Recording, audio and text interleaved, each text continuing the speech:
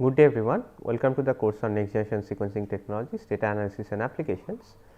In the last class we started our discussion on the first next generation sequencing technology, which was Roche 454. So, in this class we will continue our discussion on other next generation sequencing technologies that are available today, and especially we will be focusing on the Illumina sequencing by synthesis method. Okay, so, this is the agenda for this class. So, we will talk about this Illumina sequencing by synthesis technique and how this works. We will talk about single end and paired end sequencing. So, let us start. So, these are the keywords that will come across. One is reversible termination, bridge amplification and short and long read sequencing. Okay. So, in Illumina sequencing, sequencing is done on a flow cell, not picotitre plate, but it is very similar idea. So, what you have there is something like a plate, right, and you can find lanes here. So, you will see this, if you see a picture of this, right, you will have these lanes, and where you can have these DNA molecules that will be bound in these lanes. Okay. So, we will talk about this in a bit more detail. So, you have a plate like structure and then you have lanes inside which all this sequencing reaction will happen. Okay. So, this is called a flow cell. Okay. Now, coming to the library preparation. So, this is the typical library preparation as we have discussed already. So, we have DNA fragmentation starting from the genomic sequence. We have adapter ligation, adapter A and B that have been ligated to these fragments, and you have amplification and sequencing. Now, we will talk about this amplification step. We have seen in Roche 454, this amplification step actually requires something called emulsion PCR, right. So, this is specific to 454 sequencing. In this method, in Illumina, this method is called bridge amplification, and we will see in a moment why this is called bridge amplification. Okay. So, let us look at this, right. So, as you have seen, so what happens in this flow cell, inside this flow cell you can imagine, right, is you again have some DNA molecules that are complementary to these adapter sequences. Okay. So, like 454, you have certain sequences, DNA probes that are complementary to adapters. So, what happens now is that this DNA molecule with adapters will come and hybridize, right. So, here is again let us say this will come and hybridize. Now, this means you can generate or amplify these fragments, okay, using DNA polymerase. Okay. You can then amplify these fragments using DNA polymerase. Yeah. So, what will happen is that once this is amplified, these molecules can then be released, right. So, once these fragments are extended starting from this complementary sequence, you can release these fragments, these DNA fragments. Okay. So, what you have after the end of this process is something like this. Okay. So, you have these DNA fragments, right, that are generated on this plate. Okay. And again we can imagine you have millions of them on this plate. Now, what happens is that again you need to calibrate this, the number of DNA molecules that you will allow to hybridize on this plate, is that in the next step there is this bridge amplification. So, what is this idea? What is the idea behind this bridge amplification? So, you have seen this emulsion PCR. This is a clonal amplification, right. So, where a single molecule actually generates multiple copies inside these emulsions. Okay. Why do you generate these many copies? Because for the signal detection that is happening, we need a lot more sequencing process. So, these detectors in 454 or in Illumina, they cannot directly identify the signal from a single molecule.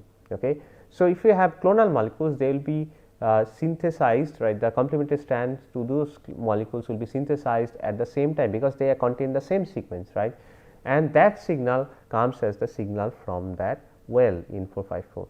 Similarly, in Illumina, you need to generate these clonal molecules, right, which we call as clusters. Okay. So, how do you generate these clusters? We do this by a process called bridge amplification. Now, what happens? We have these amplifications happening, right, here, right. We have generated these DNA fragments on this flow cell, but surrounding that you will also have some DNA probes that will be complementary to the other part of this DNA fragment. So, remember the other part contains this other adapter, right. So, if you imagine this is adapter A, this is adapter B. So, here adapter A, adapter B, right. So, the other part contains adapter B. Again we know the sequence of this adapter B. So, you can have these DNA probes or oligos on the flow cell that are complementary to this adapter B. Okay. So, if that is the case, then what will happen in this scenario is that we will focus on one molecule just here. So, this will come and it will fold here and it will kind of show something like a bridge structure. Okay. So, this will actually come and bend and will form something like a bridge structure. So, you can see this kind of structure, right. So, this is the bridge structure. So, once you have this bridge structure here,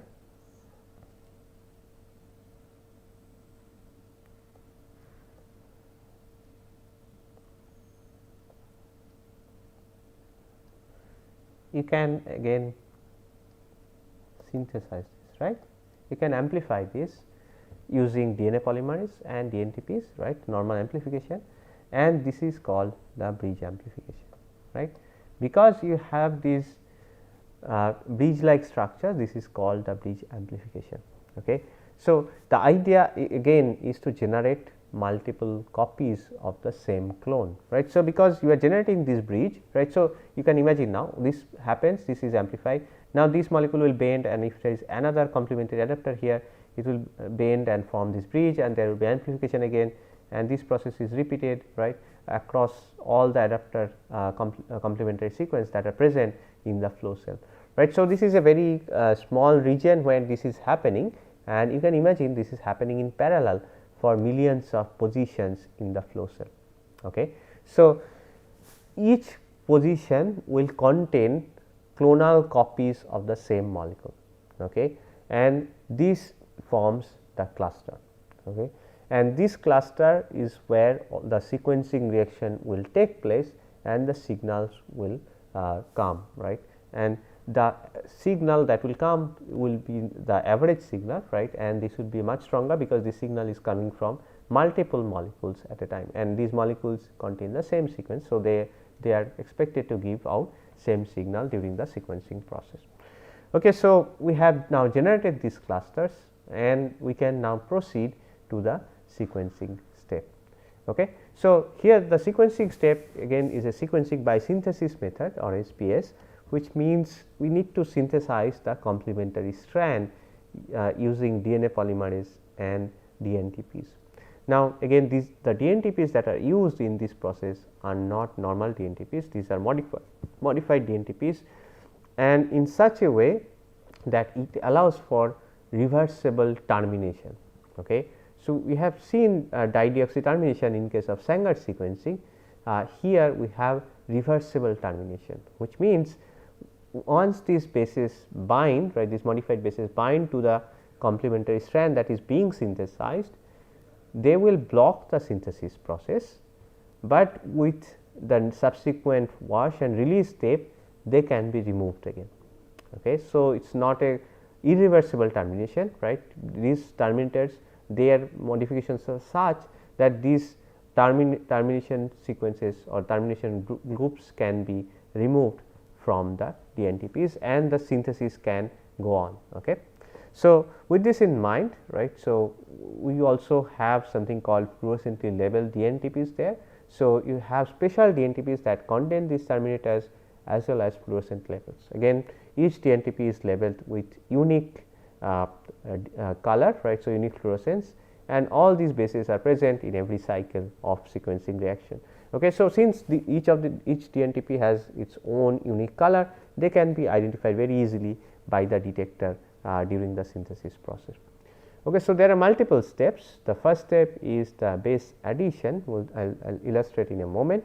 So, where these DNTPs are added, right, and then the second step is the signal detection, where the detector, there is an optical detector that can read the signal, right, the fluorescent signal that is present and identify the base, right.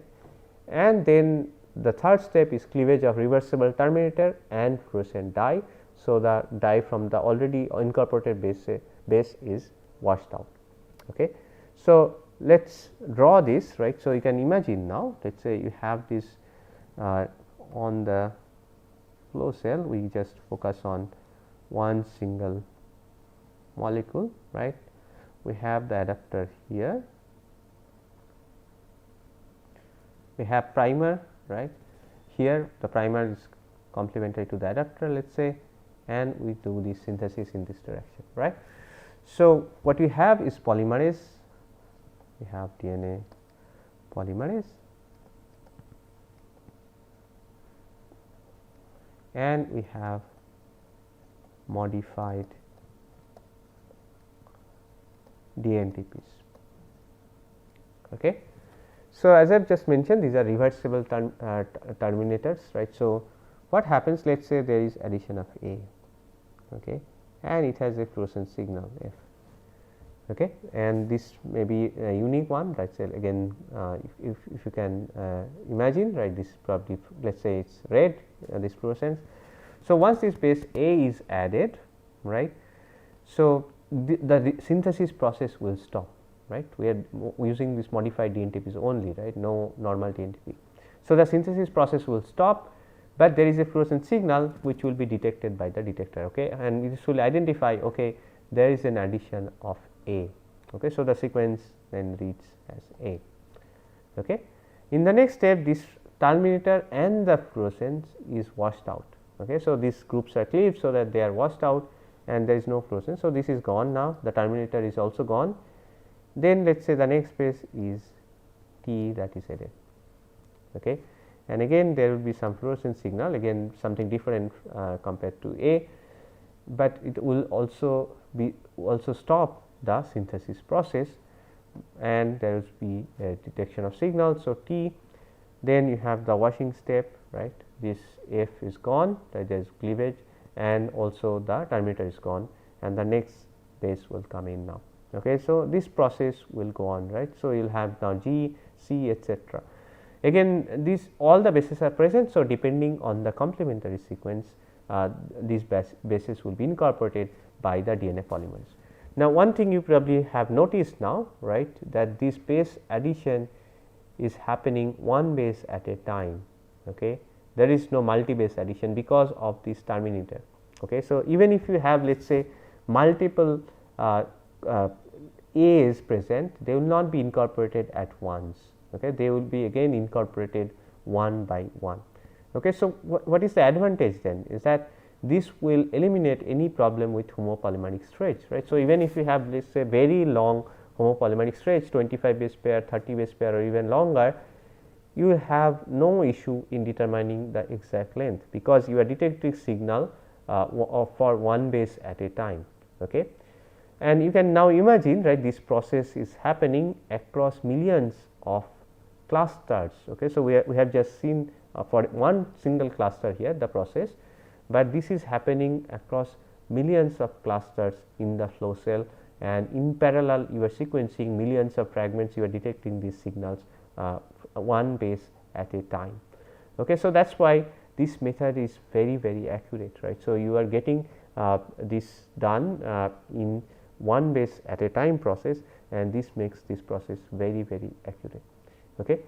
So, here are some key points that you need to remember. So, we have just mentioned that all DNTPs are present in each cycle, right. So, all are there, and whichever is found to be complementary is incorporated, and this is not an issue because the detector can detect each of these bases by their tags, right. So, because each base has its own tag, so the detector, the optical detector is there, it can actually identify these individual bases very easily.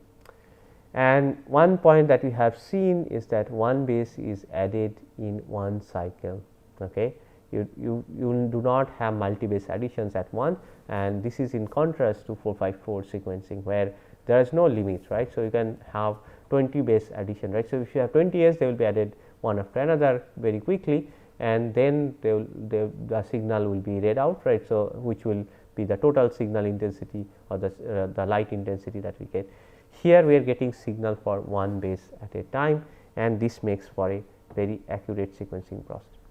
What it also means, the number of cycles will determine the read length, right. So, you are controlling the number of cycles of this base addition, signal detection and cleavage, right. So, this is we have talked about these 3 steps, right. So, we have step 1, 2, 3, right. Here is the addition, base addition, we have detection, and then you have the cleavage.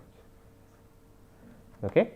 So, you have these 3 steps in one cycle. So, this constitute a cycle, right. So, you have these 3 steps, addition, detection, cleavage. You can decide how many cycles you want, right, by controlling the cleavage step, for example, right. If you do not want any more cycles, you just stop there, and there will not be any more synthesis after that. All right. So, you can the number of cycles that you allow will determine the read length that you get. Okay. So, in Illumina it is typically 150, 200 or 250 at most, right. So, we can control between 50 to 150 to 250, right. So, you can decide okay, we will stop this after let us say 150 cycles. Okay. So, depending on the machine that you are using, again some machines can handle 250 cycles, some machines will give only 150 cycles. The other outcome is that all reads are of same length, right. So, you can imagine this process happening across these clusters, all these clusters, millions of them, and everywhere there is this reading of one base at a time, right, and you are supplying this or doing this cycle thing for each of these clusters, right, similar manner. So, all reads that are generated in Illumina will be of same length because of these reversible terminators.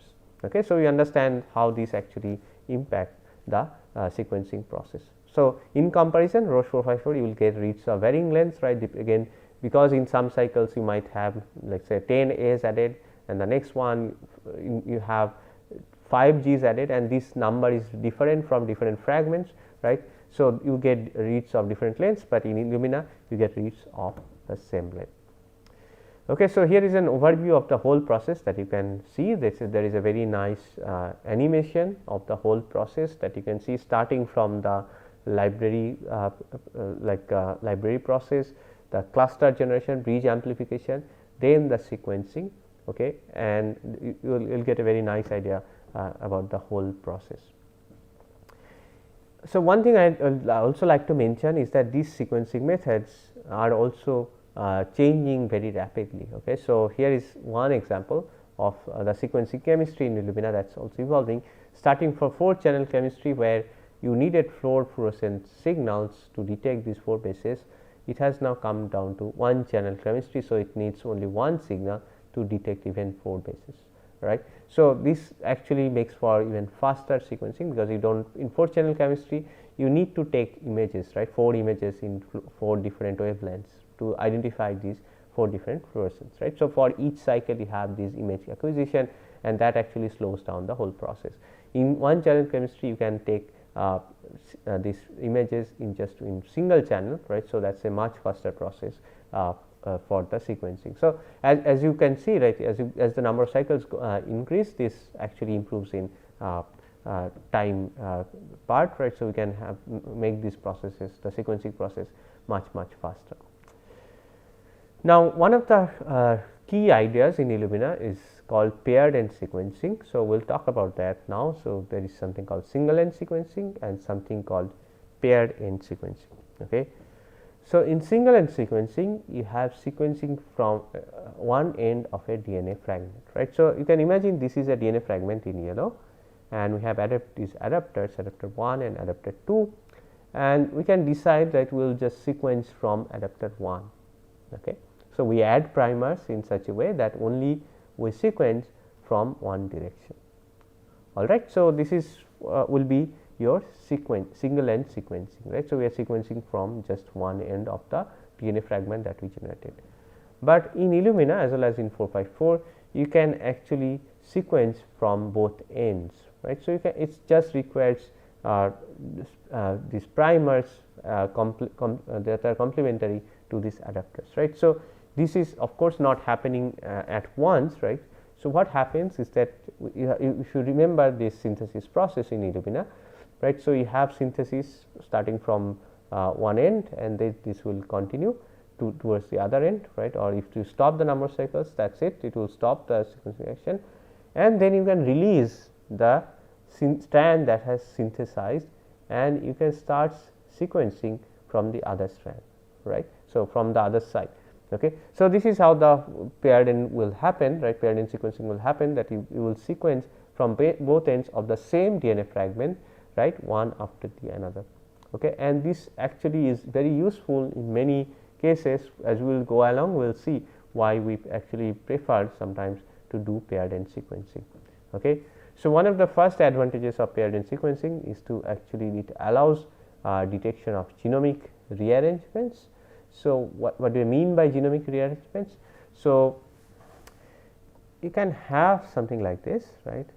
So, let us say you have these two DNA fragments or chromosomes, and maybe there is some sort of exchange between these, okay, between these two chromosomes. Okay. And this will give rise to, let us say we mark them in different ways. So, this will give rise to something like this, right. Okay. So, once you have this kind of chimeric chromosomes, so this will be something like this. Now, if you let us say you are sequencing and trying to identify the genomic changes that has happened in the sample, right, and if you employ let us say single end sequencing and you sequence this part here. Okay. Now, if you are sequencing this part, you have no idea that this genomic rearrangement has happened, okay, with single end sequencing. But if you are using paired end sequencing and you have one part here and the other part here, then you know, right. So, one part is coming from this fragment or this chromosome, and this part is coming from this fragment or this chromosome, right. So, this paired end sequencing will help us in detection of genomic rearrangements.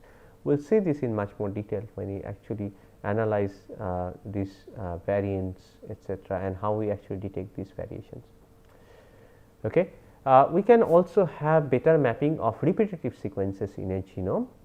So, you can imagine, right, you have this genome sequence and you have often these repeat sequences present. Okay. This is quite common in human genome as well as in other genomes.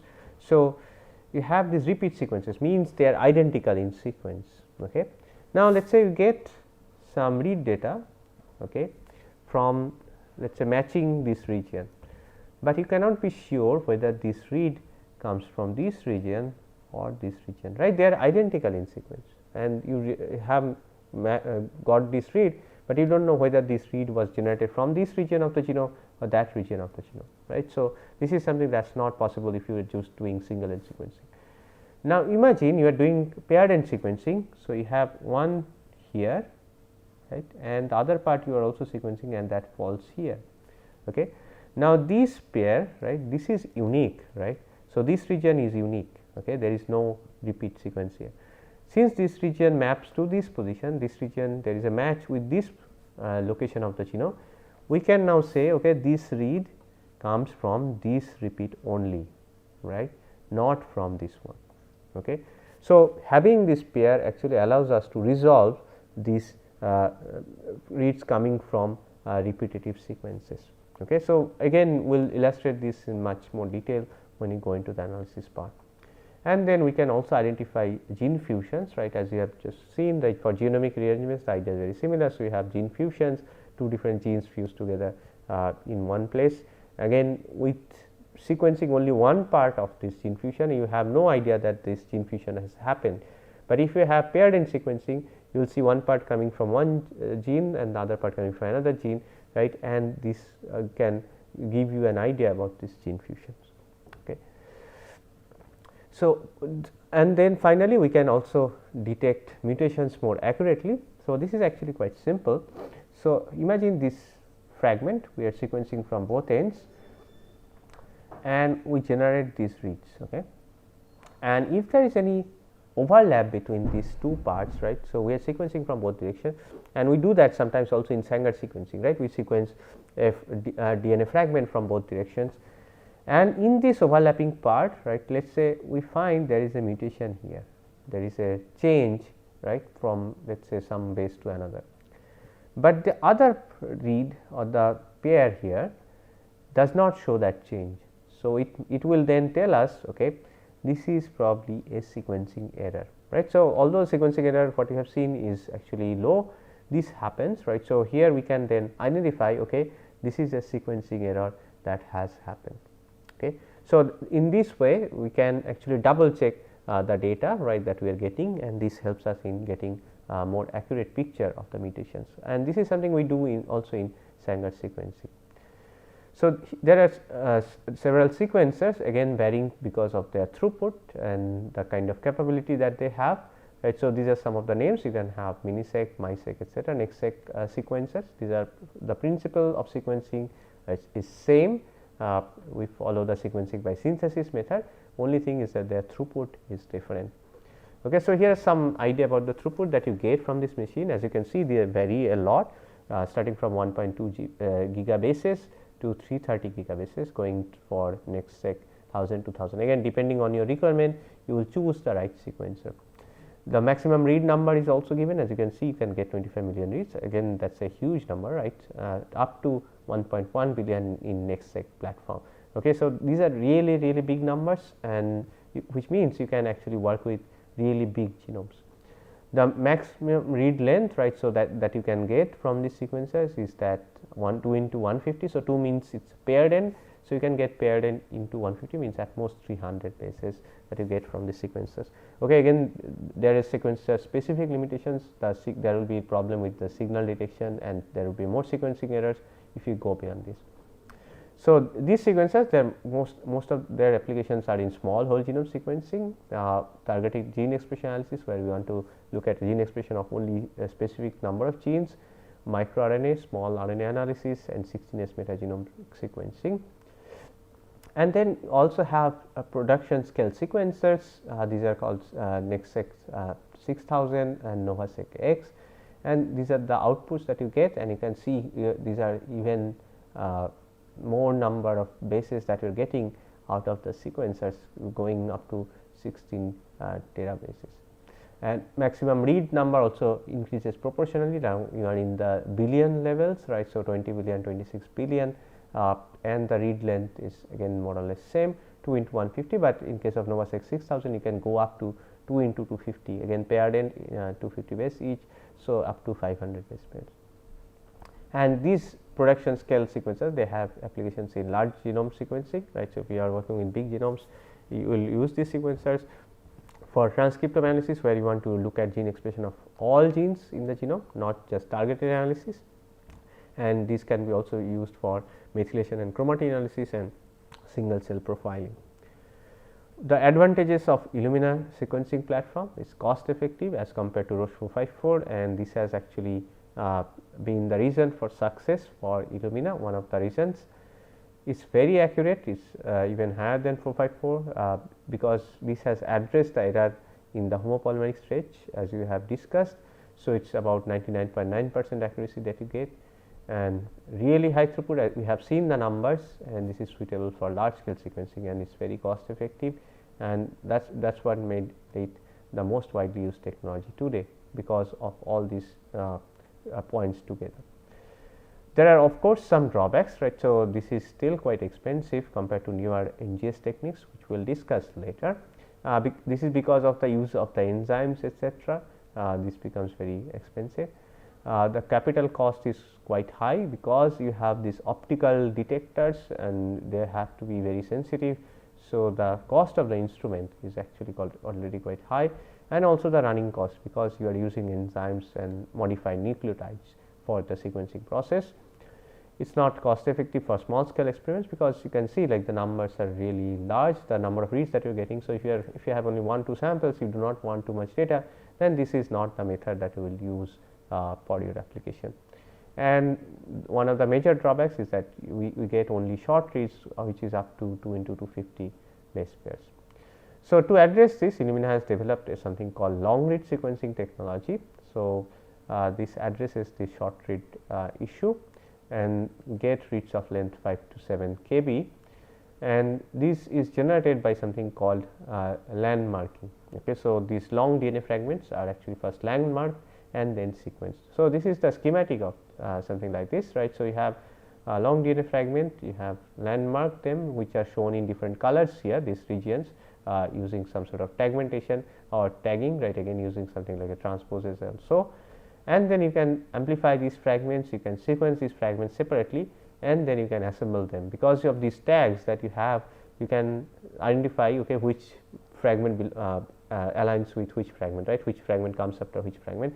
So, you can then assemble them into long reads. So, these are the references that we have utilized for this class. So, to summarize, we have seen that Illumina sequencing utilizes sequencing by synthesis method and based on reversible termination technology.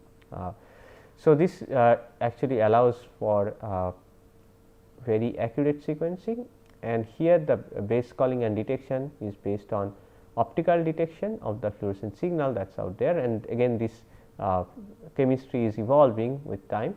We get very highly accurate data, but the reads are actually short.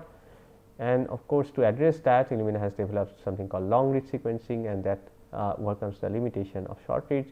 But again, this requires multi-step preparation, which is quite complex. You have seen you need this landmarking process, etc. That is it for this class. Thank you.